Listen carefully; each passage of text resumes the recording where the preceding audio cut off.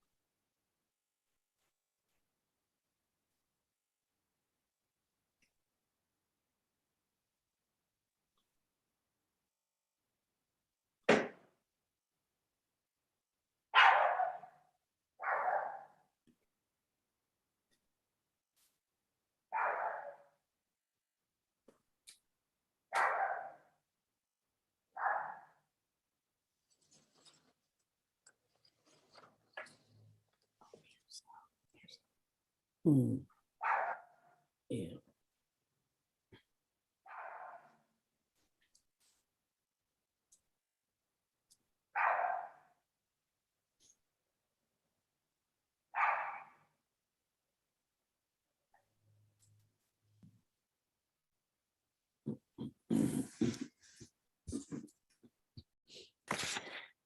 Yesterday, Mary Mercy, a nun from Kerala, India, committed suicide. She hung herself in the chapel of her convent. Since 1987, there have been 20 nuns in India that have committed suicide or died in mysterious ways. There have not been serious investigations. This year one nun was found dead in a well. Kerala is a region where sisters have publicly protested and accused a bishop of sexual abuse of religious women. We will have a moment of reflection and prayer for Mary Mercy and all the nuns in the world who are suffering abuse, who are depressed, who have committed a suicide or have been forced to keep quiet.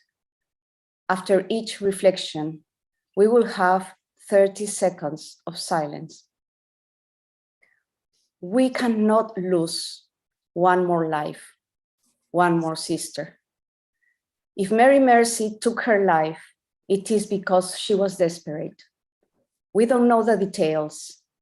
There can be multiple causes.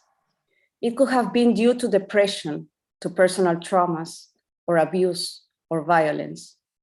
But what we know is that she thought that for ending her suffering, suicide was the only way, the only option she could see. What we know is that the sisters around her could not see the signs of illness or depression, and if they saw them, they were not prepared for helping her. She did not have the support that she needed, hospitalization, medication. Her suicide is ours. We are responsible if we do not do anything. When I heard the news, I was shocked, but not surprised. This is not an isolated case. I have seen many women in different and healthy communities getting ill. In the testimonies that I have been listening from the servants of God's plan, one of them told me that she tried to commit suicide. She went in the middle of the night for a knife, but she stopped herself, seeing the image of Mary some years ago. Today, two ex-nuns who were spiritual abused called me, crying when they knew the news. And one of them told me, she could be me, I could be her. It is shocking that it has happened while we reflect on violence against nuns. It is shocking, but also it is a call that we need to stand up for them. They are our sisters, our community. When we listen to these cases, I also hear responses like, she was depressed, she had problems. Hundreds of times I have heard superiors telling me that, because they prefer to blame the victim than to recognize that the problem is an institutional and systemic problem. Some of these nuns in the servants of plan of God asked for a psychologist, and the superior denied them, saying that she did not need it. Another was medicated for her anxiety, and the superior prohibited take her medicines. We need to analyze what is happening in religious communities. If we see nuns that are often getting ill, it's a sign that something is wrong, not with them, but with the institution. Our bodies are so entrenched with our spirits, and because many nuns cannot talk, their bodies shout. And if we do not listen, if we continue blaming their psychological status, we don't get it.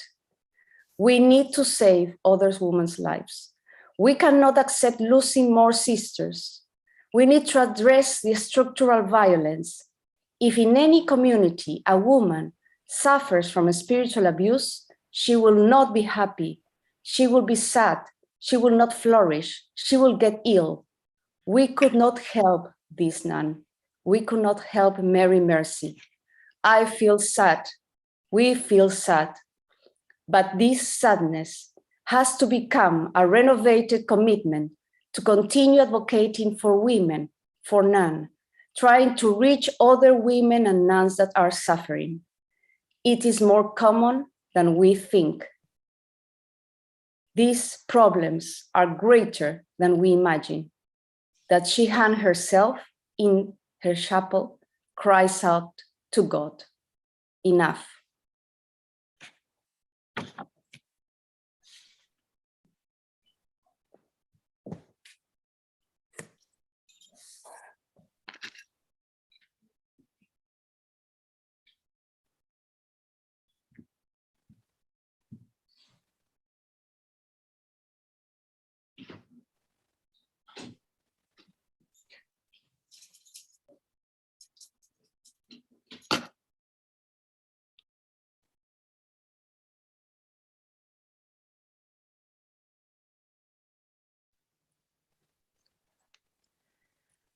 Ho il cuore pieno delle parole ascoltate in questi giorni, dei visi, delle vite di tante sorelle che generosamente si sono raccontate qui.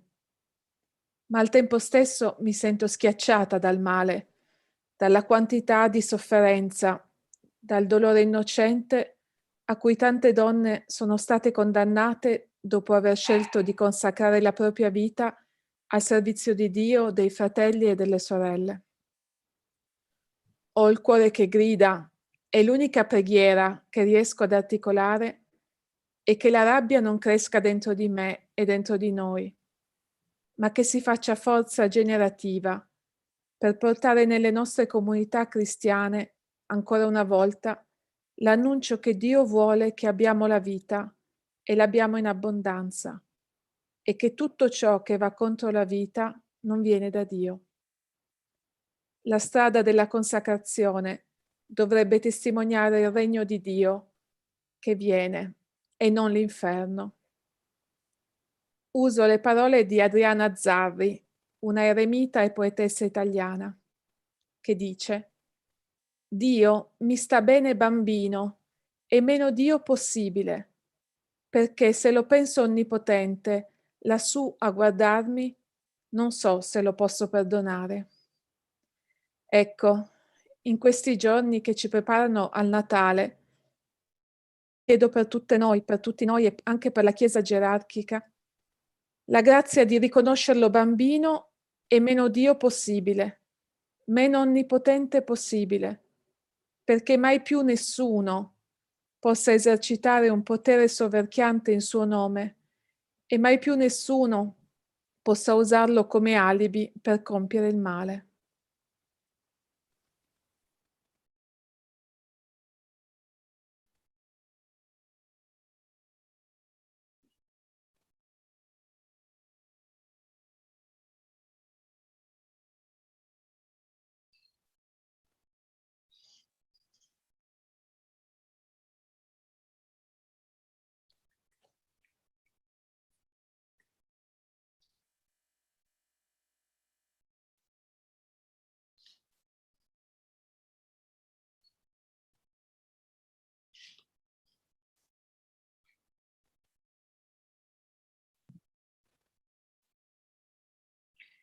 It is not an easy time to be Catholic. Thanks to cyberspace, today we are instantly aware of the scandals and controversies that crop up in different parts of the world. And the collective weight can just be too much. During these 16 days of activism of UNESCO's Orange the World campaign, thanks to Voices of Faith, we have been listening to painful and wounding stories which have never been made public before. And the anger and powerlessness that we feel is wearing us down. 2 days ago, a 30-year-old nun, young enough to have been my daughter, committed suicide in India. She chose to lock herself in the chapel and hang herself from the chapel window. Her suicide note was a cry for help, which sadly came too late. She said she wanted to end her life due to loneliness and depression. And even at this tragic moment, she apologized for not continuing to fulfill her commitment to serve the church till the end of her life. It made me wonder if she was feeling pressure to remain in the convent. Did she have anyone whom she could talk to who would listen to her without judgment? What was the kind of discernment process that she had gone through before joining the convent? She admits to being depressed. This is a mental health issue. Was there anyone who could recognize her condition and help her? It is, after all, what we would do in families. But then, is the religious community really a family? Do women religious have the freedom of family members? Do they even have the freedom of male religious? In the last few days, through the Voices of Faith events, we have heard women share that it took 20 years or more to get out of spiritually abusive situations. So similar to what happens with women undergoing domestic violence who find it difficult to leave.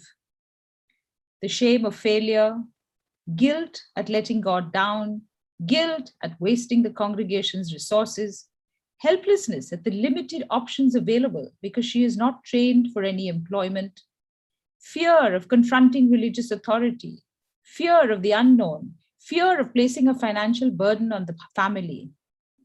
Who is there to help these women choose life over the image of the congregation and the expectations of the faith community?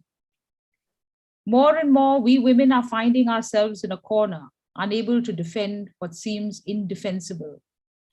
Added to that is the increasing awareness of how we are manipulated and controlled by the clergy, spiritually, emotionally, psychologically.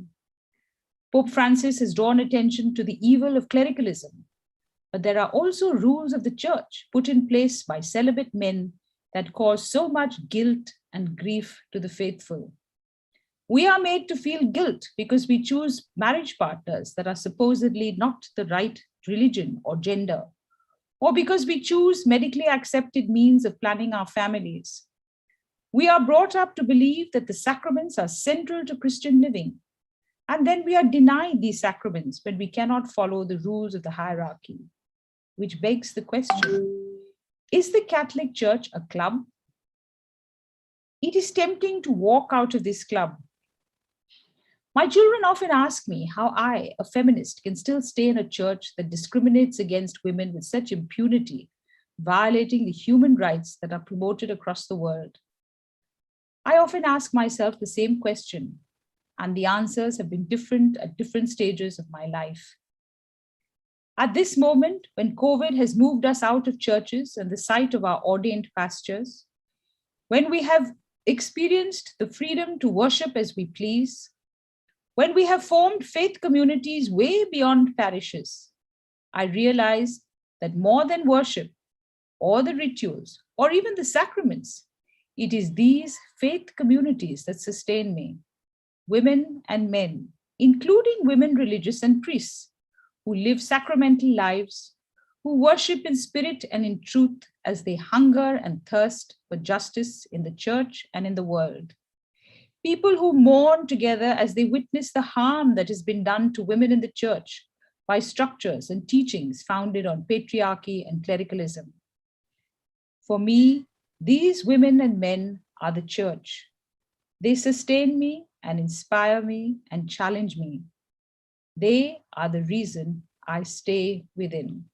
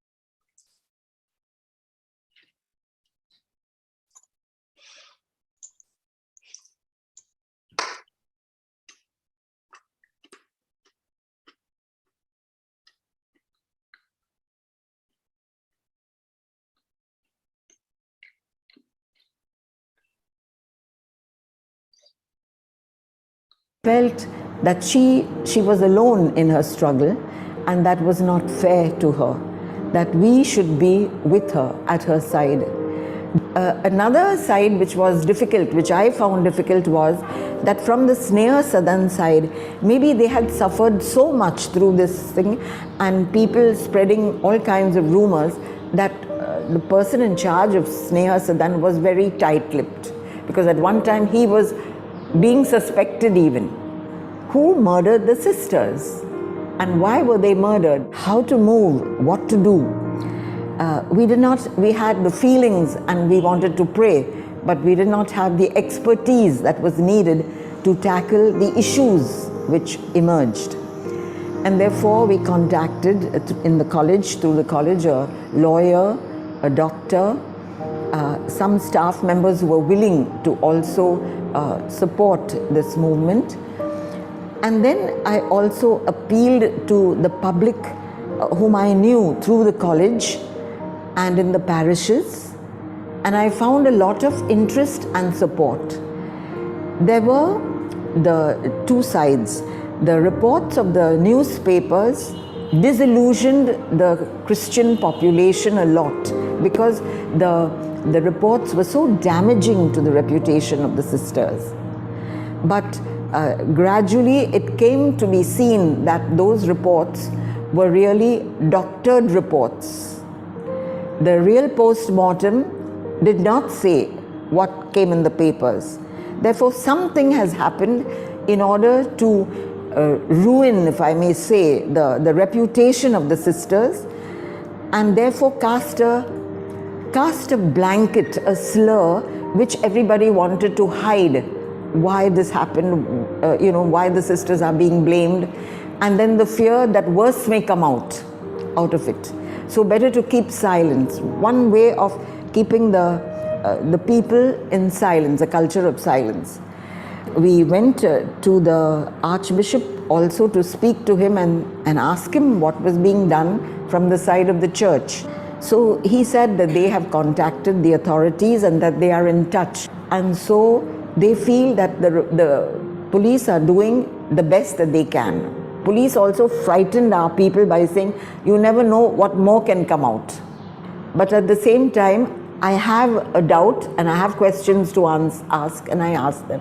One of the ways by which we could show our intolerance of this kind of situation was to have a public demonstration, a rally.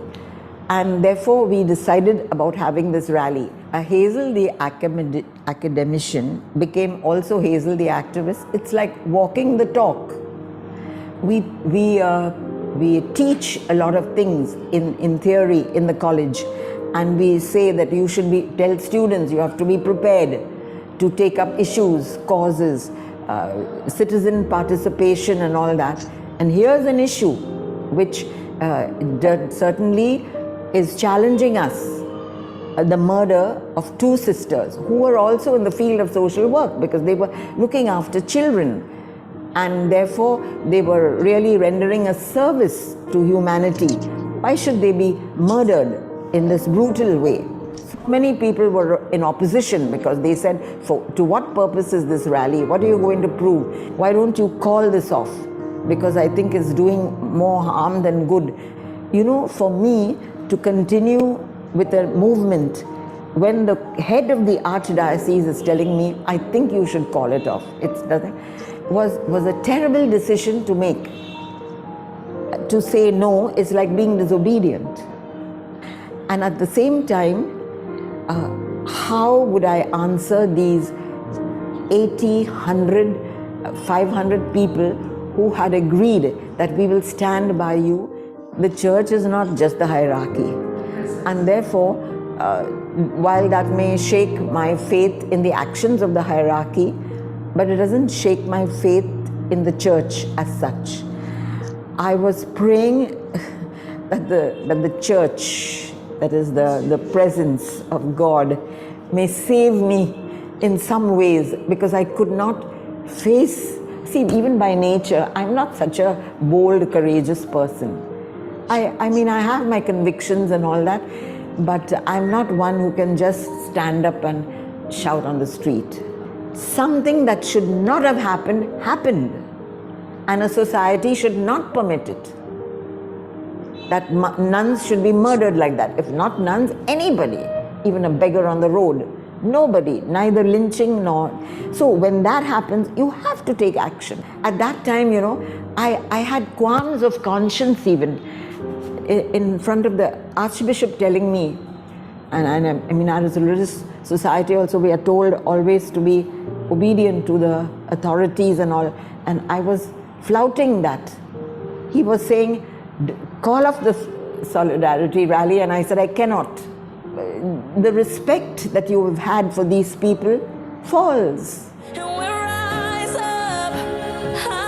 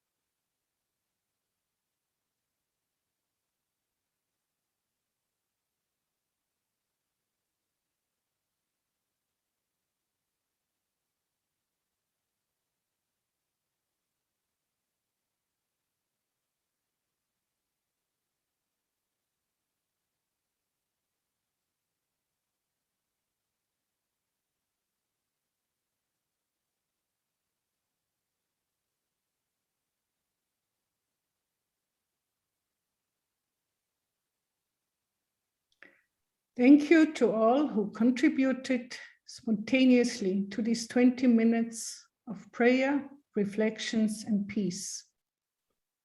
We at Voices of Faith felt yesterday that it was needed to bring us back to kindness, but also to open our hearts again to many more women's voices to come.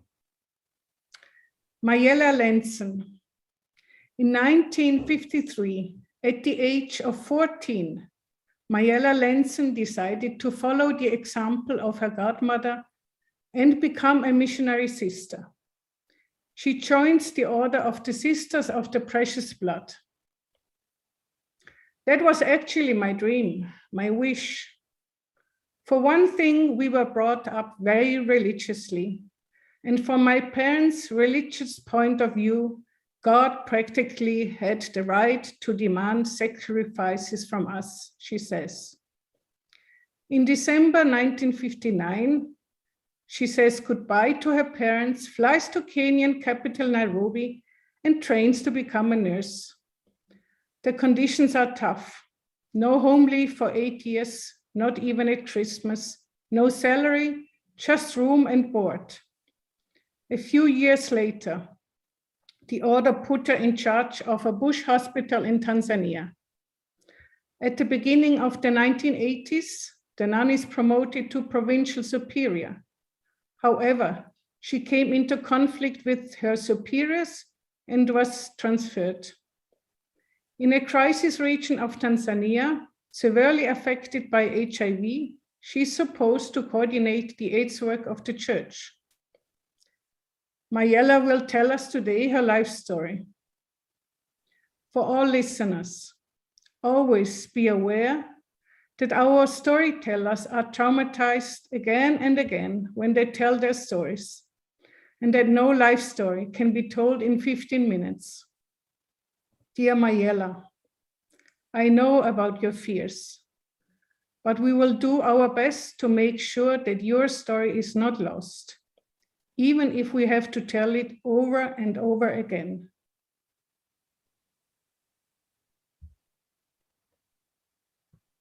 Enough is enough. Silence is not the answer where change is needed.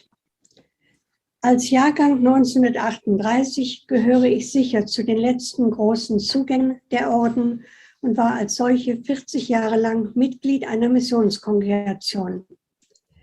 Im Alter von 15 Jahren wurde ich Aspirantin.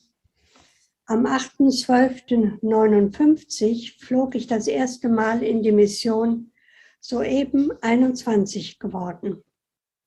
Was 1953 mit jugendlichem Elan und Idealismus begann, wurde 1995 abrupt beendet. In dieser Zeit war ich im Dienst der Kirche in Afrika tätig, um als Ordenschristin Zeugnis von der Erlöserliebe Christi abzulegen. Das war und ist das Motto meines Ordens. In Tansania baute ich als gelernte Krankenschwester mitten im Busch ein Krankenhaus auf. Cholera, Malaria, dramatische Blutarmut und Notgeburten gehörten zu meinem Alltag. Ebenso Überschwemmungen und Krieg. Als Provinzoberin in Simbabwe versuchte ich, die Ordensregeln zu erneuern und geriet in Konflikt mit meinen Vorgesetzten. Deshalb wurde ich in eine von HIV-AIDS stark betroffene Krisenregion versetzt, um die kirchliche AIDS-Arbeit zu koordinieren. Als ich Kondome ins Rotlichtmilieu von Morogoro transportierte, provozierte ich den finalen Skandal, der zu meinem Austritt führte. Getrieben von der Suche nach Gerechtigkeit begann ich 2009, die abenteuerlichen Episoden meines Lebens als Missionarin niederzuschreiben. Heute wird der Begriff vom geistlichen Missbrauch endlich wahrgenommen. Doch damals fühlte ich mich sehr alleine gelassen. Die zahlreichen wiederholten Erfahrungen der Herabsetzung meiner eigenen Persönlichkeit und das im kirchlichen Kontext haben mir schwer zu schaffen gemacht. von Selbstmordgedanken schon in jungen Jahren ganz zu schweigen. Aber mein Glaube hat mir immer wieder neu geholfen, nicht aufzugeben. Deshalb hoffte ich auf eine aufrichtigere Kirche, in der Nonnen nicht länger wie ein Mensch zweiter Klasse behandelt werden. Denn das erlebte ich unabhängig von der patriarchalen Männerkirche, von meinen eigenen Oberinnen und Mitschwestern. Wer meine Biografie, das möge Gott verhüten, warum ich keine Nonne mehr sein kann, erschienen im August 2009 bei Dumont und heute gibt es das noch als E-Book, in die Hand nimmt, kann sich die zahlreichen Beispiele des Missbrauchs vor Augen führen. Der Titel wurde zum Bestseller. Zum Beispiel, für die Schwestern existierte nur die eine Wahrnehmung, das Gut- und Böse-Prinzip. So war es in der Ordensregel festgelegt worden und so wurde es als Gradmesser für alles angelegt. Das machte Dialog unmöglich, weil wir nicht angeleitet wurden, in gegenseitigem Austausch voneinander zu lernen. Gebote und Kontrollen verhinderten eine eigenständige, freie Meinungsfindung. Im Bemühen um das ideale Ordensleben spielten wir alle unsere vorgegebene Rolle. Ich lernte im Kloster perfekt zu funktionieren und musste, als ich von meinen Gelübden entbunden wurde, feststellen, dass meine bisherige Lebensweise in der sogenannten säkularen Welt nicht mehr griff. Mit dieser Erfahrung wurde ich nicht nur alleine gelassen, sondern ich war, wie jede Nonne, die austritt, stigmatisiert, ähnlich den HIV-AIDS-Patienten, die ich in den letzten Jahren meiner Ordenszeit betreuen durfte. Aber gleichzeitig erlebte ich auch den Swahili-Ausdruck Maisha ni safari ndefu. Das Leben ist eine lange Reise durch Täler und Hügel. So führte mich meine Lebensreise 33 Jahre lang nach Afrika, auf diesem wunderbaren und doch so unbekannten Kontinent. Diese Jahre sind ein Teil von mir, denn in dieser Zeit konnte ich mich zu dem Menschen entwickeln, der ich heute bin. Dafür bin ich sehr dankbar.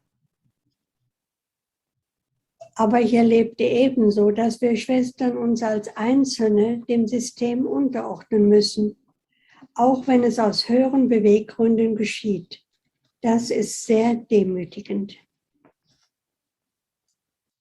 Die 3 geografischen Schwerpunkte meines Einsatzes betrafen das Trojani-Busch-Krankenhaus, 18 Jahre, die Aufgabe als Provinzoberin in Simbabwe, 5 Jahre und die HIV-AIDS-Koordination am Kilimanjaro, 4 Jahre. Dazu kommen 4 Jahre Ausbildung zur Grade A Nurse in Nairobi und 1 Jahr in London zum Hospital Nurse Administrator. Ebenso HIV-AIDS Counseling und District Care Planning in Amsterdam während meiner AIDS-Arbeit.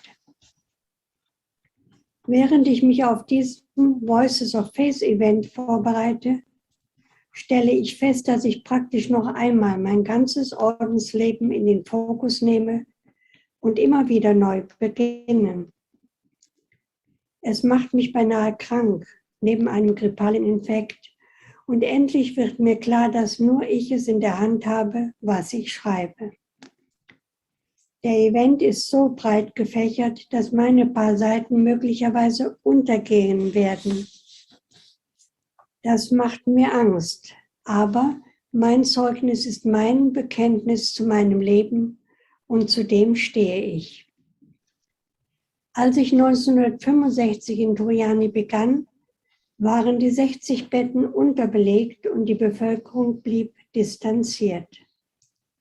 18 Jahre später hatte sich das Krankenhaus zu 3-facher Größe entwickelt, mit einheimischem Personal etc. Das Schmerzhafte aber war auch hier, dass der Orden versuchte, mir die anfänglichen Baufehler anzulasten. Schon wieder wurde hinter dem Rücken gemunkelt, aber mit den Personen, die es betraf, setzte sich niemand ehrlich auseinander. So auch bei dem Versuch, mich in die Wüste nach Kenia zu versetzen. Deshalb schrieb ich meinen Eltern, man wirft mir vor, dass ich mich zu sehr mit Turiani identifiziere. Ja, Turiani mit meinem Einsatz zu meinem Vorzeigeobjekt gemacht habe.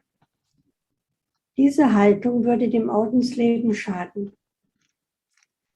Denn Ordensleben hieß ja, sich in der Tugend der Demut zu üben. Das tat ich demnach nicht. Der beginnende Erfolg Turianis war offensichtlich. War es dem Orden nicht möglich, eine solche Entwicklung zu begrüßen? Stattdessen wurde ich wie ein Sündenbock behandelt. Übrigens hatte London mich gelehrt, dass ich im Management intuitiv vieles richtig gemacht hatte. Und was ganz wichtig für mich war, ich konnte das 3-Säulen-Projekt in Trojani einführen, sodass medizinische, pflegerische und administrative Leitung getrennt von einem Arzt, einer Krankenschwester und mir übernommen wurden. Wir 3 bildeten das Management-Team, aber die Gesamtleitung und letzte Verantwortung blieb bei mir als Administratorin in Verantwortung vom Orden. Auf der nächsten Ärztekonferenz in Dar es Salaam wurde ich als erste Hospital Managerin aufgenommen und sollte das neue Konzept allen vorstellen. Zu diesem Zeitpunkt war ich jedoch schon wieder versetzt worden.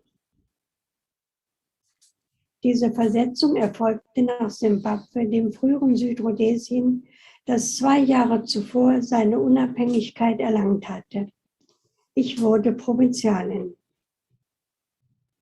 Die damalige Generaloberin erklärte, sie kenne meine geistige Ausrichtung und wisse um meinen erfolgreichen Einsatz in Trojani und Ostafrika.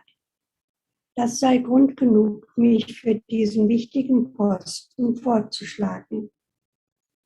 Mehr Unterstützung erhielt ich jedoch nicht. Simbabwe, 1,5 Mal so groß wie die Bundesrepublik, hatte 1982 8,5 Millionen Einwohner, davon ca. 2000 Weiße. Von den 117 Schwestern in der Ordensprovinz waren 65 einheimisch. Das beeindruckte mich und machte mir Hoffnung für die Zukunft des Ordens. Aber ich hatte mich verrechnet. Denn die Weißen klebten an ihren Oberinnenposten. Es war ein mühsames Unterfangen.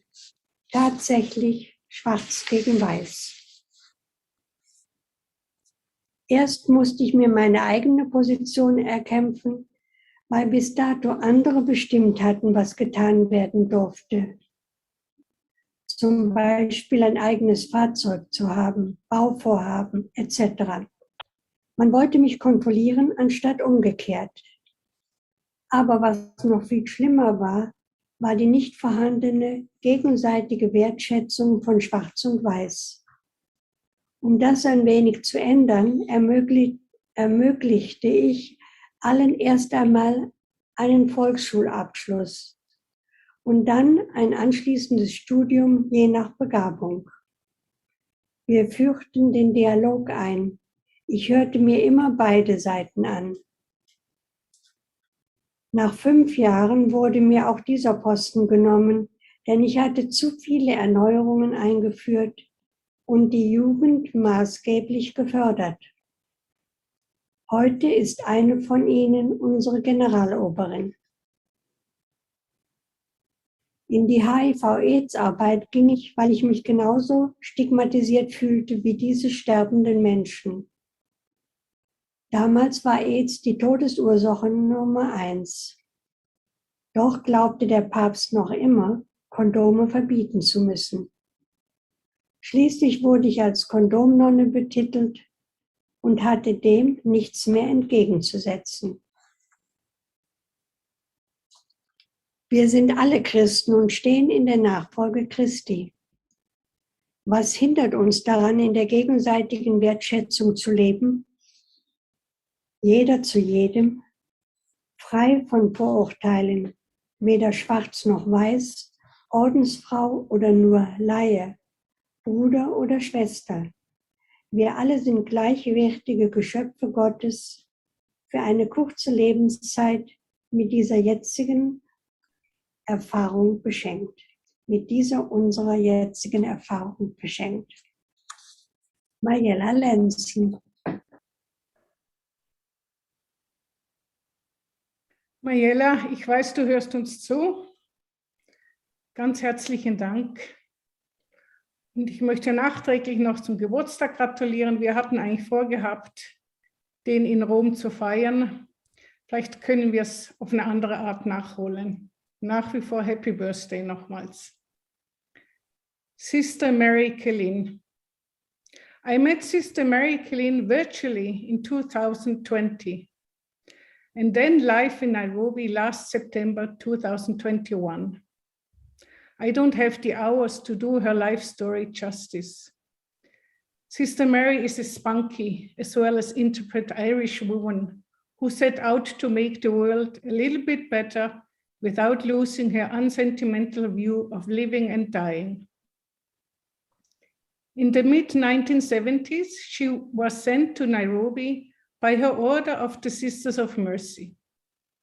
For over 40 years, Mary has been fighting corruption and mismanagement in the Kenyan capital, building schools and training workshops in the middle of the slums, and thus saving tens of thousands of slum dwellers from crime, violence, and hunger.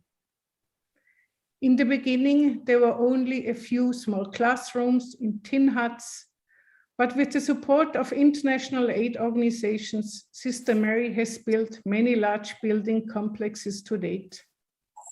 Over 5,000 children and young people can now go to school here every year and perhaps one day make it out of the slums.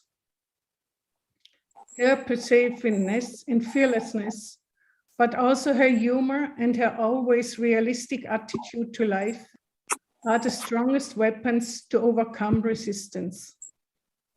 She is a woman who stands up against the abuse and any form of violence, convinced that together we can break the culture of silence. Sister Mary is with us today, but knowing how the Kenyan internet is mostly on and off, she wisely sent us her video. So we listened to her through the video, but she's available for questions afterwards. Please welcome Sister Mary. Culture of silence concerning abuse against women and children. When we think of child abuse, we think of the victim, the child, and the perpetrator. Often we do not even know of other victims, that is, the whistleblower or the person who raised concern on seeing the abuse. It's only when I raised concern myself about the abuse of children in my own locality that I realized there are so many victims, sisters, priests, and lay people. Some of these have been murdered, while many have been treated in such a way that they were never the same again. Some got a nervous breakdown, while others left religious life, harmed and embittered by their experience. Some few survived the persecution and were able to speak of their experience or write about it. All of us Catholics have a responsibility to try and understand the culture of silence, change it, and lead the church and religious life to better and more wholesome ways of dealing with those who raise concern about wrongdoing of religious or priests. I guess it's only by telling our own stories that we can begin and continue to break the culture of silence. I work with very vulnerable children, youth and parents in a slum in an African city. Most of my work involves empowering the residents to access education and training so that they can live independent and dignified lives, earning their own living. One Monday, I noticed a huge change of behaviour for the worse in girls aged 11 to 14 and wondered what had happened. After talking to the girls, I found they had joined a youth club run by the parish and in particular by one priest. Let us call him Father X. In this club, they were young girls mixed with much older boys and young men. There was an atmosphere of flirting and couples. There was no proper supervision or care for the young girls. Most of the boys were not from the slums, but from the neighbouring middle-class area. The girls were hyper, unable to concentrate in class, whereas before they joined this club, they were promising students. The girls enjoyed the club very much. They danced with the men, participated in drama, and went swimming. They had food and drink with rumours of alcohol and drugs. Then a number of the girls were pregnant. I had seen 1 or 2 pregnancies in the school, mostly among the older girls over 14, but now there were many. Also, the girls were very young and they needed good medical care in order to deliver a healthy baby and in order to survive the birth experience themselves. I arranged with their parents, who either had low income or no income, in a country with no social welfare, for the girls to be admitted to a home run by another congregation, which had a maternity hospital attached. Before I knew they were pregnant, some mothers had taken the girls to abort. As abortion is illegal in Kenya, the girls had horrific experiences with unqualified and illegal abortionists, while some suffered heavy bleeding and had to be hospitalized. A few died. I was horrified by what was happening. I decided to visit the parish priest and tell him what I had seen. Usually membership in a club is of help to the children and the youth, but membership in this particular club was very harmful for the girls. The parish priest listened to me and told me he would inform Father X and the other priest about my concerns. Soon after, I was preached against in the church and in my own convent hospital chapel.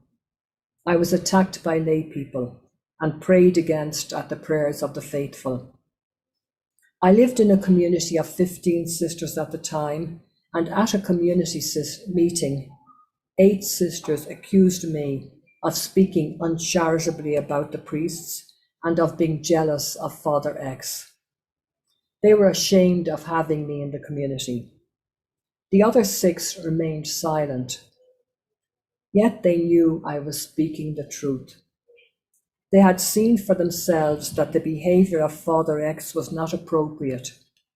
They were good people, but could not speak due to the culture of silence. They also feared to be persecuted as they saw happening to me. One of two of these sisters speaking out at that time would have made a huge difference to me. Over the years, all 6 sisters and some of the other 8 did come to me one by one to tell me what they knew and to apologize for their silence. Some of them suffered severely for not speaking out, in that they felt guilty. One had witnessed some of the abuse of the girls, but could not reconcile the abuse with the same priest swearing before the Blessed Sacrament that he was innocent.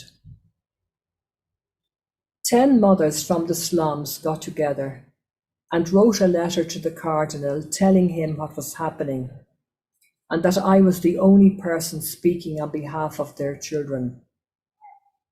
The Cardinal copied the letter to the parish priest so that he could investigate. But instead of investigating, he called out the names at Mass and humiliated and silenced the women. He also silenced the others in the congregation who were thinking of speaking out. The district officer, who was Muslim, heard of the huge controversy going on and visited the school. He met with the teachers and with the pupils from senior classes. His findings were that the girls were being abused within the club. He told me verbally, but did not give me a written report. However, his report was probably given to his superior before he took action. He wrote a letter forbidding that priest to come into the slums. The cardinal got a copy of the letter and called me to his office. He informed me that Father X had been barred by the authorities from entering the slums. Father X had thought it was because he had spoken strongly against the corruption of some politicians. However, the cardinal knew it was because of my concerns and his alleged inappropriate behaviour with young girls. He then informed me that 14 leading priests from various congregations had complained to him about my behaviour, most of them saying that I was lying and jealous of Father X and wanted no one but myself to work in slums. He allowed me read some of the letters, but did not give me a copy. I knew some of the writers to see or hear about, but had not met others. Some of the letters had been copied to my superior. I asked the cardinal, how did these priests know I was lying, if they barely knew me to see, and had not interviewed the children and the teachers? They lived in the rich sides of the city, while at that time I was living among the poor. I said Father X must be blackmailing them to stand by him, or he would reveal whatever they were doing. Why else would those priests complain about a sister they barely knew who lived far away from them? The cardinal was shocked by my saying that, as they were very important priests and in very high standing, some of them were major superiors. I asked him to set up a committee of diocesan priests to look into my claim. About 2 years later, he informed me that all of the 14 had inappropriate relationships with children or teenagers and had been asked to leave his diocese. I was fortunate to have a bishop who gave me a hearing. I got a letter on a Saturday calling me to a meeting of the parish council the next day at 11. My superior was also invited to attend. From the tone of the agenda that the meeting was about some events that had taken place recently, for which I could give an explanation, I guessed it might not be a pleasant meeting. I prepared a statement. I phoned my superior and she told me she did not intend to attend. I arrived at the meeting and found the meeting room crowded. There were many male youth club members present who were not members of the parish council. The room was so crowded I could not see all the people present, including my superior. After the meeting was called to order, I was invited to give my explanation of recent events. Father X had already given his version at an earlier meeting, I was informed. I stood up and gave my statement and then left. I could feel the hostility in the room. The meeting went on until past 4 p.m. My superior apologized for any wrong I had done. Some of the crowd called for me to be expelled from the parish. One man stood up and defended me, saying I had a duty to defend the children. He was shouted down and accused of receiving bribes from me. After the meeting was over and this man returned home, Father X, who had not been allowed to attend the meeting, but had been updated on what had occurred by the other priests, came to his house and verbally abused him in front of his wife and children. He was shocked and traumatized. He was silenced and never again attended that parish. At meetings, a paper was sent around where people wrote their name as being present.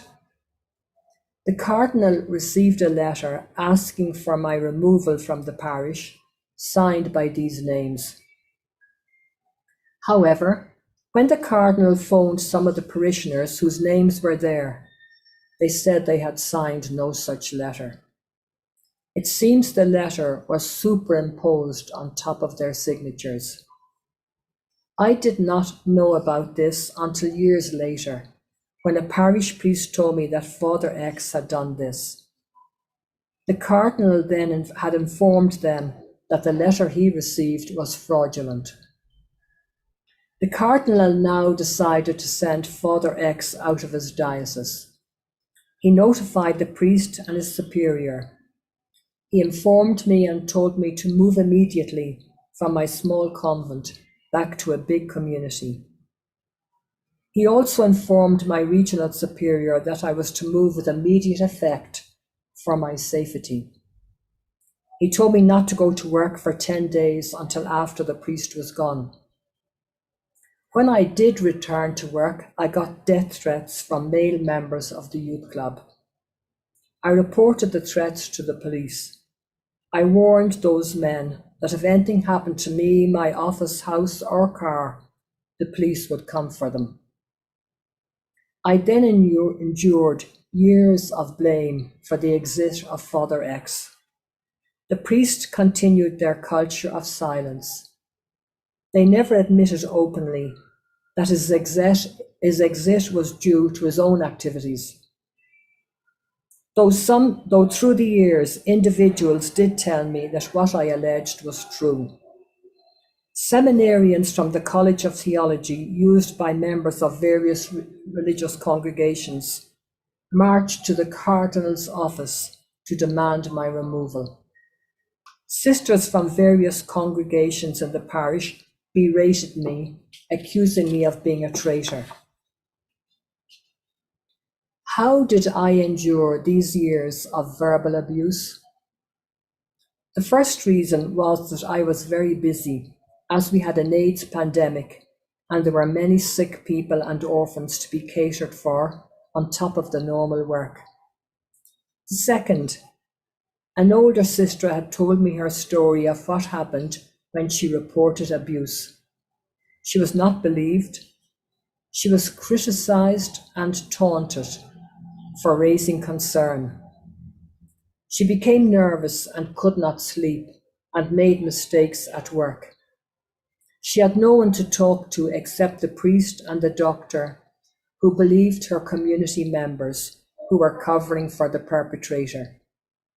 She was committed and spent years in a mental home. I asked her how she felt there, and she said the sisters running the mental home were very kind to her. However, she knew the abuse was still going on in spite of her speaking out. A new superior, after years, arranged her homecoming. She was stigmatized and broken. Eventually, the truth came out as the victims grew up and told their stories. Her telling me her story and her great suffering enabled and empowered me to stand up against the abuse. I knew what she had suffered for telling the truth and trying to stop child abuse. I tell my story today so that you too may raise concern about wrongdoing and break the culture of silence. The events I speak of took place more than 20 years ago. Have things changed since? I wish I could say yes. They may have changed in some congregations and countries. However, I still see those who raise concern about wrongdoing punished and taken from work they love, while the wrongdoers are covered up and the crimes continue. Whose fault is this? We are all to blame for remaining silent, for not speaking up for what is right and against wrong, especially involving children. Let us participate in change by breaking the culture of silence. Thank you.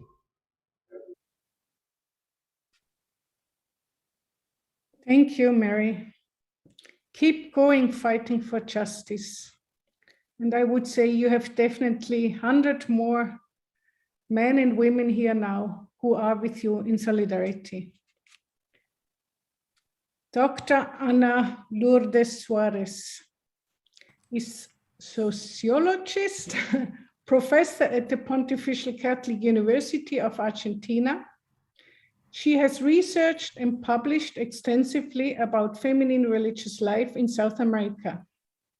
Her most recent project is entitled Sexual Abuse in the Catholic Church in Peru and Argentina: Analysis, Reflections, and Recommendations based on the experience of victims.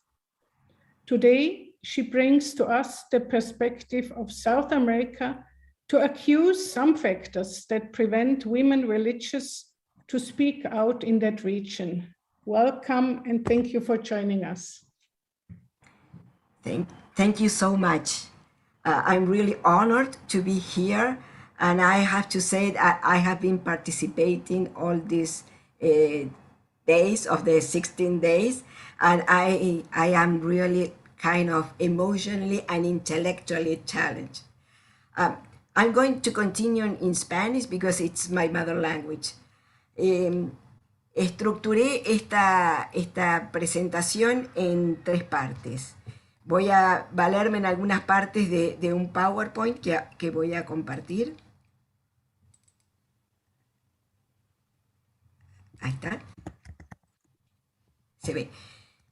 En la primera parte, en esta, quiero dar un pantallazo muy rápido de la situación de la vida religiosa en América Latina.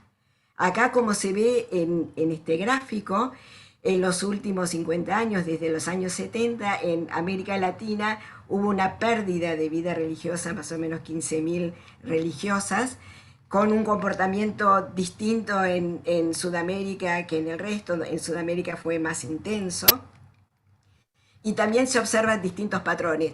Hay un patrón ejemplificado por Argentina, también Uruguay, donde las caídas en la vida religiosa, en las religiosas, ha sido constante desde los años 70, donde habían alcanzado su máximo valor. Otro patrón, donde ejemplificado acá con Brasil, pero también está en Chile, Colombia, donde desde los años 70 hasta el 2000 aproximadamente los números se mantuvieron constantes, pero luego a partir del nuevo milenio bajan. Un tercer patrón que acá está ejemplificado en la curva que presento de Perú, pero también está en México, Ecuador, Paraguay, donde hubo crecimiento hasta el año 2000 aproximadamente, pero después los números caen. En resumidas cuentas, cualquiera sea el patrón, lo que sí se observa es que a partir del nuevo milenio los números en la cantidad de religiosas van constantemente cayendo, y estos números no reflejan lo que sucedió después de la pandemia. Entonces, América Latina, que fuera calificada como el continente de la esperanza, se suma así a la tendencia ya registrada en Europa y en América Latina. También comparando con lo que sucede con la vida, con los varones célibes, llámese particularmente los sacerdotes diocesanos, los sacerdotes regulares y los hermanos, se ve que las curvas y las tendencias son distintas en cualquiera cualquiera de los subcontinentes y en cualquiera sea de los 3 patrones que recién presenté. En algunos casos como se ve acá en Argentina, con algo absolutamente impensado 50 años atrás, que es que los números, ¿no? Por lo que se ven las curvas, entre las religiosas y los sacerdotes la razón tiende a igualarse, algo absolutamente impensado un tiempo atrás. Entonces, ¿cómo explicar el comportamiento en sentido contrario en la evolución del número de religiosas y el de varones célibes? ¿Por qué el sacerdocio sigue atrayendo miembros mientras que la vida religiosa femenina pierde crecientemente atractivo? Son varios los factores, hay factores culturales, la secularización, pero yo quiero marcar uno, sobre todo, que refiere a cómo se estructura y ejerce el poder dentro de la Iglesia Católica. El género sigue siendo un factor clave en esta dinámica. La jerarquía de la Iglesia Católica, masculina por cierto, sigue siendo, teniendo instancias de control e injerencia sobre la vida de las congregaciones religiosas femeninas. El persistente patriarcado en la Iglesia Católica, basado en una dinámica de género abiertamente excluyente, lo cual en pleno siglo XXI es algo que, al menos desde una mirada como la mía, que es sociológica, no tiene mucho sentido. Además, ha sido señalado por varios estudios como un factor que favorece el abuso a las mujeres. La forma en que se ejerce el poder en la Iglesia alimenta, crea y determina un clima y funcionamiento de tipo clericalista.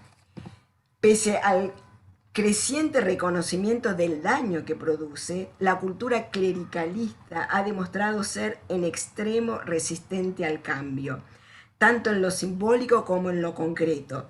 Se sigue teniendo una imagen idealizada del clero. El propio clero la tiene de sí mismo. Esto es particularmente cierto en América Latina, caracterizada por una persistente cultura machista. La consolidación de esta pequeña élite religiosa, compuesta solo por hombres cultos e instruidos, digamos, que monopolizan la administración del poder, de los sacramentos, y que experimentan un cambio ontológico espiritual, fruto de su consagración, a la cual está impedida las mujeres por el solo hecho de ser mujeres, reúne todas las características necesarias para que el camino del sacerdocio mantenga cierto atractivo, como se ve acá en estas curvas, y que su ejercicio pueda derivar en instancias de abuso de poder espiritual o sexual. Voy a seguir con la segunda parte que no voy a compartir acá.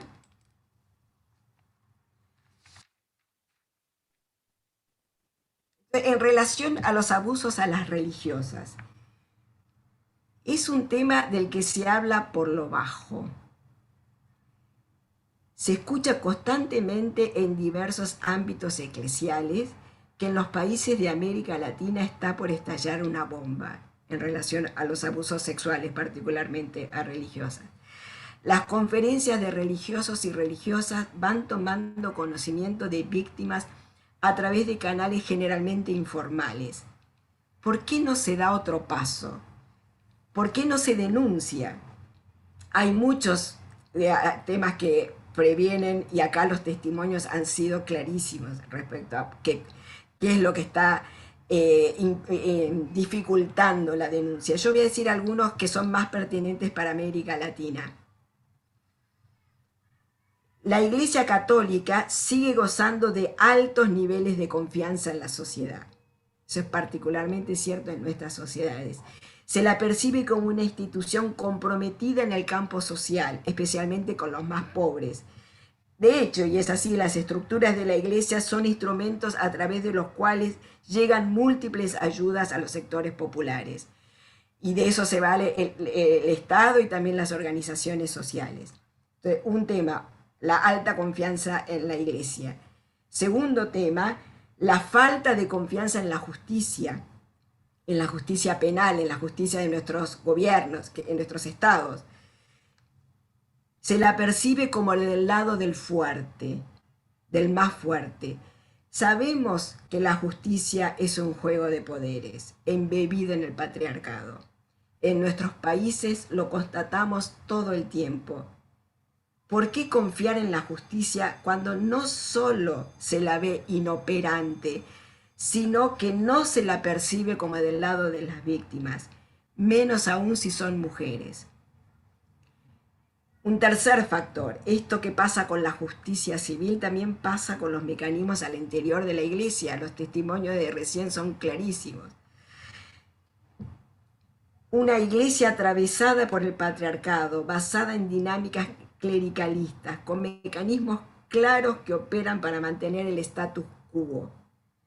Hay que tener mucho coraje para denunciar y querer y poder afrontar un largo recorrido lleno de obstáculos, plagado de desconfianza hacia la víctima, donde tienen que escuchar decir cosas como habrán sido ellas las que sedujeron al sacerdote, son ellas las que provocaron. Un cuarto tema es el miedo, un miedo que se ancla en la experiencia concreta del control. El control opera, es efectivo y inmoviliza. Todo lo hemos experimentado en mayor o menor nivel. Y finalmente, vuelvo a recalcar el clericalismo, muy fuerte en nuestras sociedades, y que en una definición más amplia puede aplicarse no solamente al clero. Acá tomo una definición de Conway, dice, cualquier persona o grupo dentro de la iglesia puede tener un comportamiento excluyente, elitista o dominante. Del mismo modo que la iglesia, con su estructura jerárquica, padece de clericalismo, del que brotan los abusos, también los institutos de vida religiosa y las nuevas organizaciones eclesiales llevan en sus prácticas y discursos el germen de este riesgo. Paso a la tercera parte. Acá vuelvo a compartir pantalla.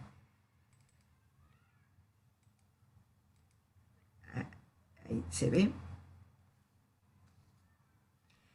¿Cuáles son los medios por los cuales las situaciones de abuso a religiosas se tornan visibles y comienzan a ser conocidos? Yo creo que un medio sumamente eficaz son los testimonios, como los que hoy hemos escuchado. Algunos de ellos han quedado escritos a través de la prensa, se han escrito, sea como autobiografías o sea recogidos por otros y que ponen sus vidas en esta prensa, ¿no? en los libros que salen publicados. Estos libros quiero decir que tienen un aliado importantísimo que son los medios de comunicación, que son un medio, yo diría el más importante, por el cual las situaciones de abuso a todos los niveles son conocidas. Entonces voy a nombrar un poco algunos de estos libros y después algunas conclusiones que saco de la lectura de estos y de las lecturas de los testimonios de víctimas que estamos recogiendo en nuestro proyecto. Este es el libro de Constance Vilanova, lo conocerán, El Gran Silencio. Tiene varios testimonios, entre ellos el de una ex religiosa de Argentina, Valeria Zarza, que hizo parte de un instituto de vida religiosa fundado por Agustín Rosa Torino, que ya es uno de los pocos que ha sido ya sentenciado por la justicia penal por sus comportamientos abusivos. Este otro libro de Elena Sada, Ave Negra, la historia de una mujer que sobrevivió al reino de Marcial Maciel.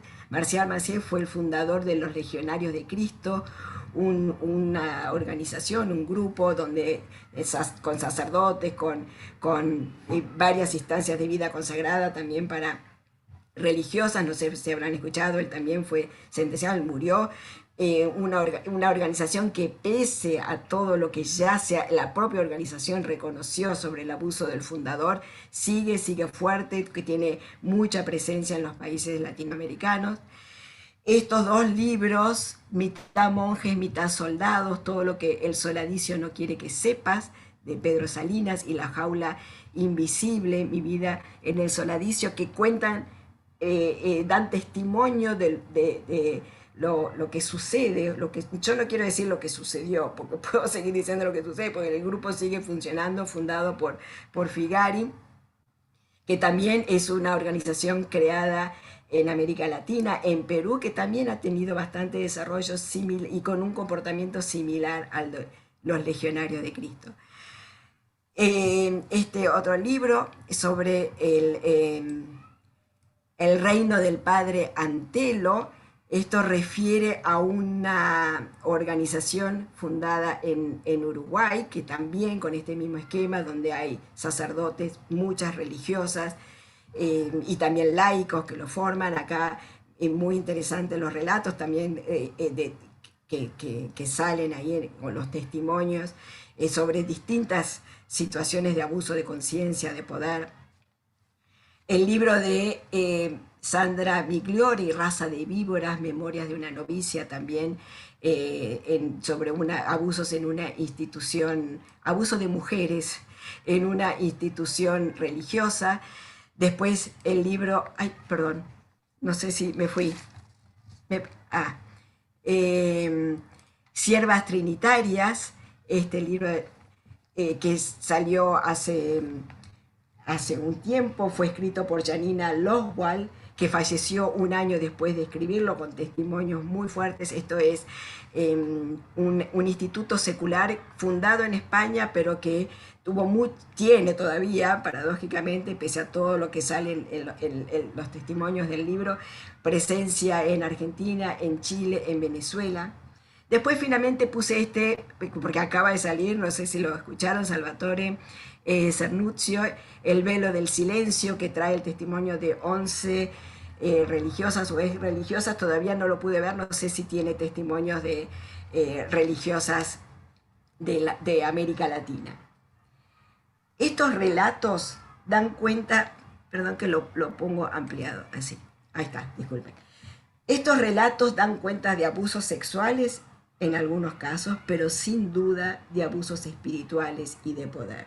Sus testimonios, los de estos libros y también lo que hemos escuchado recién, ¿no?, ayudan a comprender, por un lado, el impacto potencialmente nocivo de algunos sistemas y situaciones. Muestran elementos que muestran cómo una institución puede enfermarse, ¿no? Cómo una institución puede convertirse en una comunidad abusiva. Dan cuenta de mecanismos de control basados en manipulación, humillaciones, en el miedo. Dan cuenta, voy a dejar de compartir, si les parece.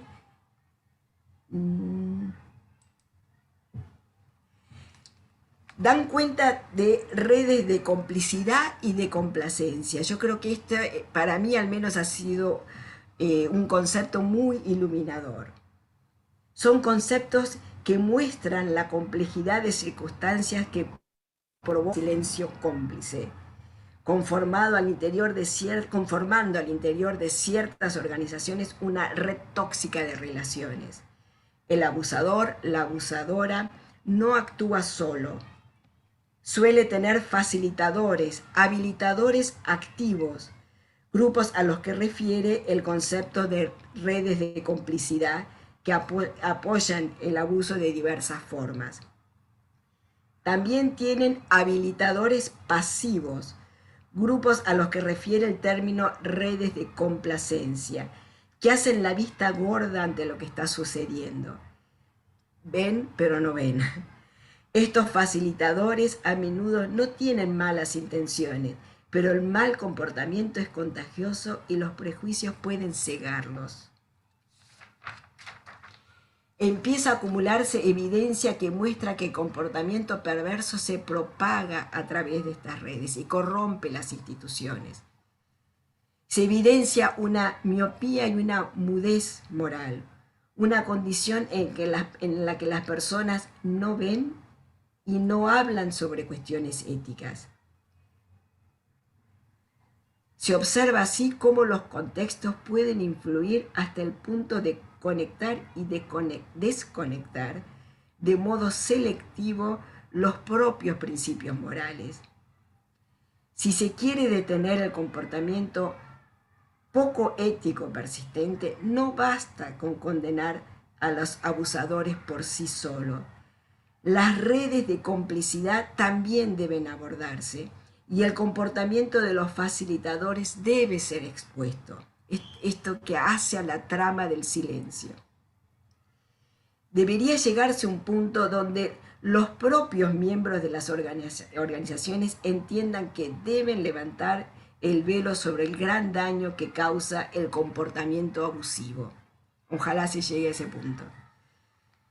Conocer estos testimonios en síntesis nos van convenciendo que es necesario pasar del abordaje anclado en se trata de unas pocas manzanas podridas a entender las dinámicas que pudren el cesto de manzanas. Esto lo ha dicho potentemente Yanir Angulo en un reciente artículo. Estos testimonios nos hablan de relaciones abusivas que se gestan y consolidan en instituciones tóxicas.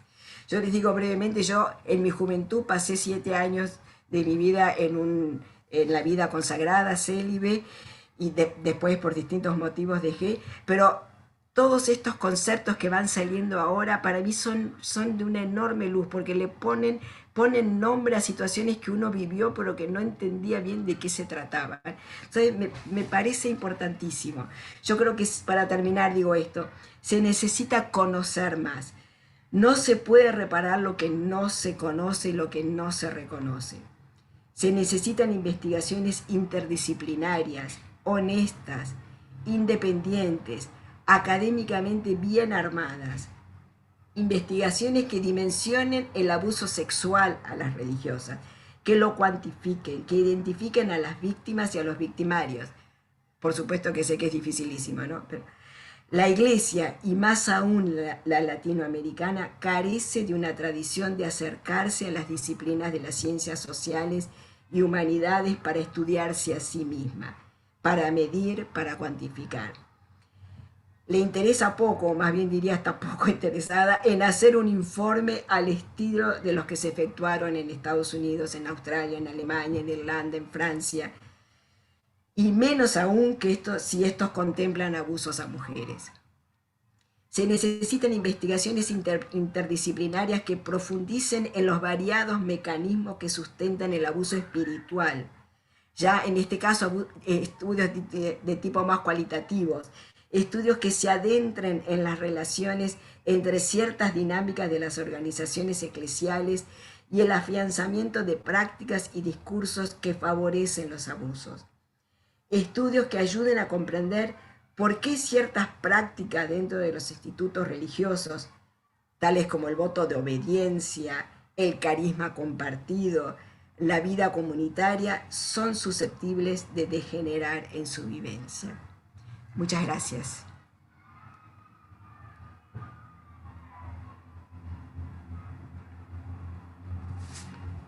Thank you so much, Anna. I agree with you that we have to work so much more on,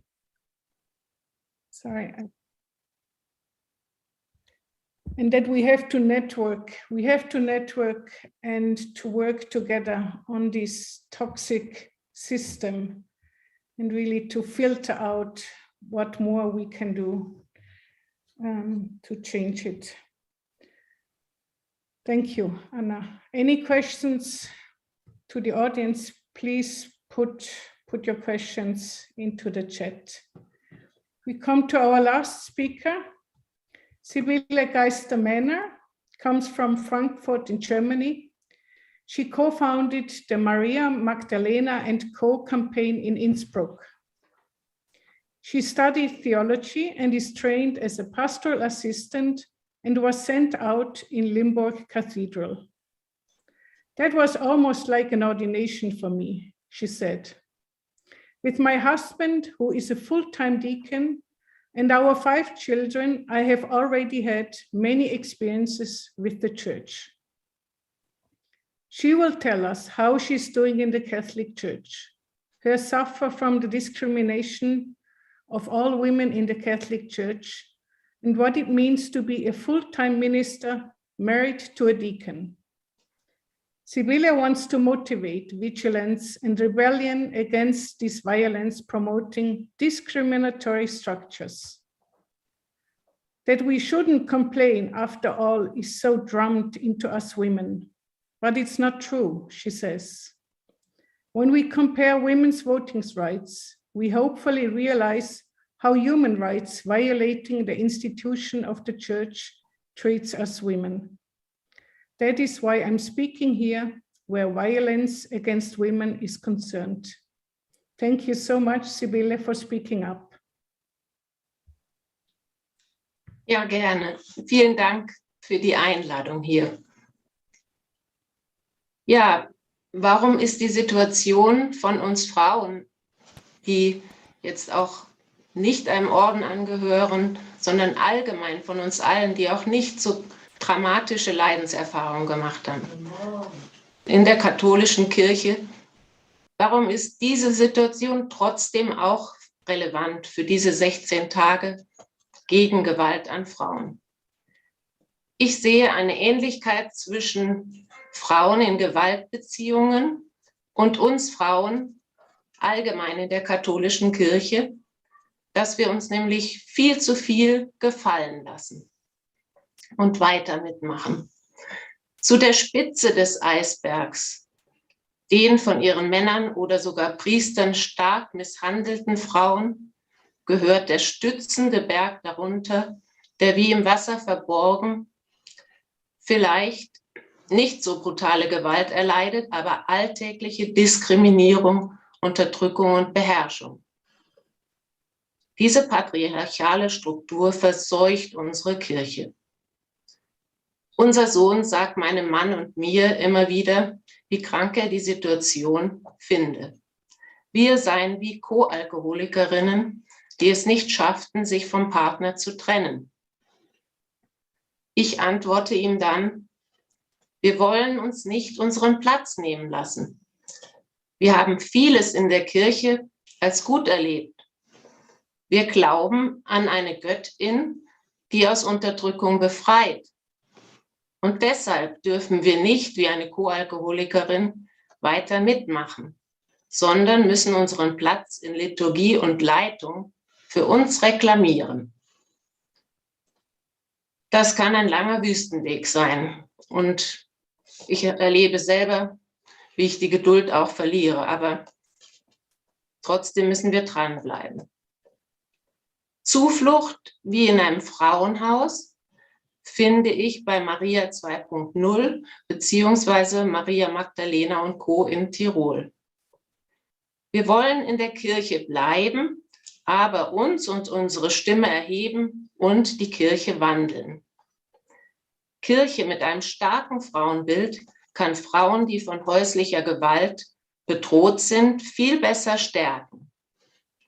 Deshalb muss sie, in Anführungsstrichelchen, im eigenen Haus für neue Ordnung sorgen, müssen nämlich vor allem die mächtigen Männer in der Kirche aufräumen, aufhören zu unterdrücken.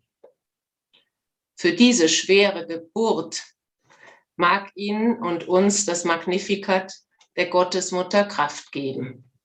Er stürzt oder sie stürzt die Mächtigen vom Thron und erhöht die Niedrigen. Wo Frauen keine Rechte haben, geht es ihnen und ihren Kindern schlecht. Und dort geht es der ganzen Gesellschaft schlecht. Im Jahr 2021, in dem wir 50 Jahre den Beruf der Pastoralreferentin kennen, darf ich nicht wie ein Mann nach dem Evangelium predigen, also nicht im Gottesdienst nach dem Evangelium, wenn es vorgelesen wird. Dass Mädchen Ministrantinnen werden dürfen, aber das Priesteramt nach wie vor verwehrt ist, widerspricht der UNO-Menschenrechtskonvention. Und es steht fundamental der Lehre und dem Beispiel Jesu entgegen. Jesus gestand Frauen mehr Raum und Freiheit zu, als es in seiner Zeit üblich war. In der Diözese Innsbruck macht die Initiative Maria Magdalena und Co. jeden 22. im Monat angelehnt an den Gedenktag der Maria Magdalena am 22. Juli, in einem Gottesdienst auf eine andere biblische Frau aufmerksam und pilgert demonstrierend zum Dom, um für eine geschlechtergerechte Kirche einzutreten. Das ist diese Initiative, die ich mitgegründet habe, weil es mir um meine Seelenhygiene auch geht und ich möchte nicht stumm bleiben. Es ist nicht egal, wie wir als Frauen behandelt werden. In diesem Thema hinkt die Kirche so hinter der Gesellschaft her, dass wir ihr schon kaum noch Veränderung zutrauen. Wir haben uns auch selbst vielleicht schon so daran gewöhnt, dass es uns falsch erscheint. Aber nicht alles, was schon immer so war, muss so bleiben. Tradition soll Werte erhalten. Mauern, die keinen Sinn mehr ergeben, sollen lieber fallen. Und da war für mich der Mauerfall zwischen Ost- und Westdeutschland eben ein prägendes Ereignis, was mir doch Hoffnung gibt, auch für unsere Kirche. Es war sehr unerwartet und ist schnell gegangen. So wollen wir auch auf den Geist Gottes hoffen. Am Ende des Kirchenjahres werden wir in den Lesungen, mit dem Endzeitgericht konfrontiert. Jesus hat nicht nur Seligpreisungen ausgesprochen und geheilt, er hat auch scharfe Warnungen ausgesprochen und die Händler aus dem Tempel getrieben. Wenn ich von Schmach und Abscheu im Buch Daniel lese, dann muss ich an die Schuld und Schande der Missbräuche denken, die viel zu viele Vertreter unserer Kirche begangen haben und für die hier jetzt immer wieder Zeugnis abgegeben wurde. Für die Opfer muss noch viel getan werden, besonders aber eine Veränderung der Struktur der Kirche, damit es nicht wieder passiert. Der synodale Weg in Deutschland geht mit glaubwürdigem Engagement in den grundsätzlichen Fragen voran. Auch wir sind eingeladen, unsere Meinung zu äußern und Verantwortung zu übernehmen dafür, wie Kirche nach uns sein wird. Beteiligt euch am synodalen Prozess, den Papst Franziskus der ganzen Weltkirche aufgetragen hat. In Chören dürfen viele Frauenstimmen erklingen. Frauen wollen aber auch mit abstimmen in Bischofssynoden. Sonst erhält sich eine Männerhierarchie, die Jesu Lehre des Dienens den Frauen predigt, aber sich selbst nicht daran hält. Viele Männer wünschen sich auch Frauen in Weiheämtern der Kirche. Es fehlt der Kirche viel ohne Frauen mit gleichen Rechten. Sie könnte wesentlich besser Frauen weltweit beistehen, statt dass sie das Patriarchat überall unterstützt. Die symbolische Kraft der religiösen Bilder dürfen wir nicht unterschätzen. Göttin ist mehr als ein Vater. Gott und Göttin sind wie ein Vater und eine Mutter. Wir seien als Frau und Mann ihr Abbild, heißt es im Schöpfungsbericht.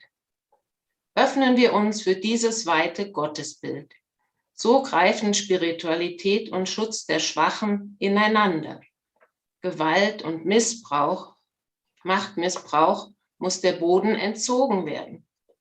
Einseitige männliche Gottesbilder nähren gefährliche männliche Machtfantasien.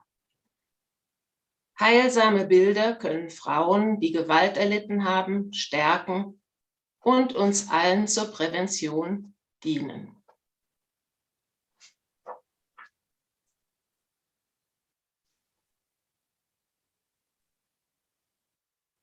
Danke. Thank you so much, Sibylle, and thank you to all the speakers who shared their stories today and their knowledge. And I would say most of all, thank you for the testimonial of your life. I mean, sharing is important, but it is important that you, for so many years, you have been a testimonial to the truth and to breaking this silence. Thank you so much. I know it's not easy life. We have also many thanks in the chat. Actually, there are more more comments that are giving thanks to you than questions. And I would like to ask you, because also Sister Mary, but I think that's something that was present in all speeches, about the solidarity among women. And Sister Mary said that we are all responsible to this culture of silence. And I would like to ask any of the speakers who would like to share or comment, how can we practically from today contribute to this solidarity of women?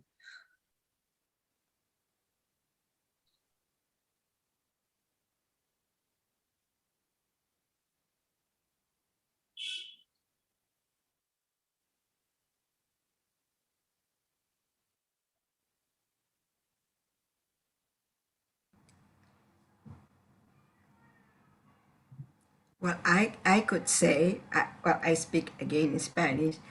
Creo que es importantísima la solidaridad entre mujeres.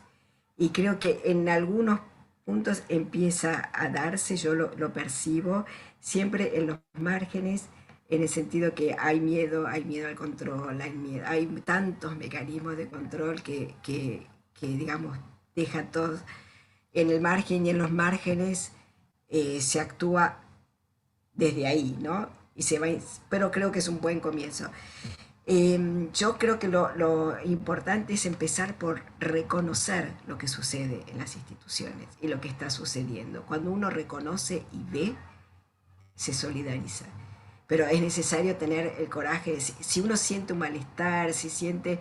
Yo les vuelvo a decir lo mismo que me pasó. Yo recién ahora, con estos conceptos que empiezo a ver y con los testimonios, entiendo situaciones que yo viví cuando estuve en la vida consagrada y que vi que vivieron otras, pero no tenía categorías, no tenía forma, no, estaba demasiado metida en el sistema.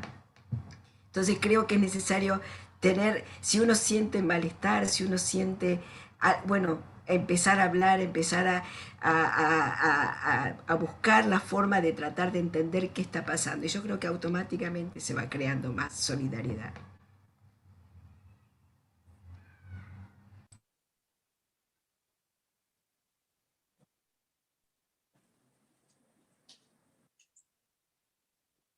Oh gosh, I'm after turning it off, I think. Or maybe the lady stopped talking. Okay, thank you. Mary, you want to say something?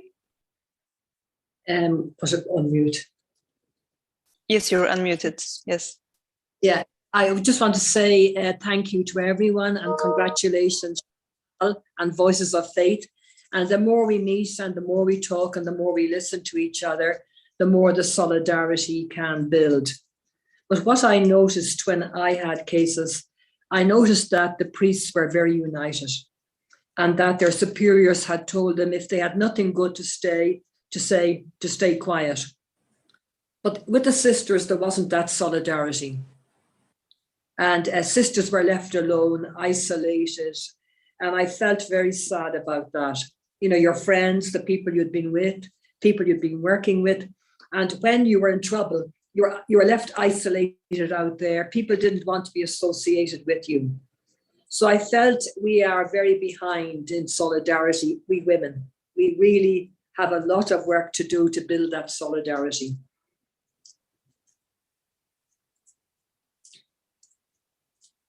Thank you so much, Sister Mary, for this reflection, but also for your video.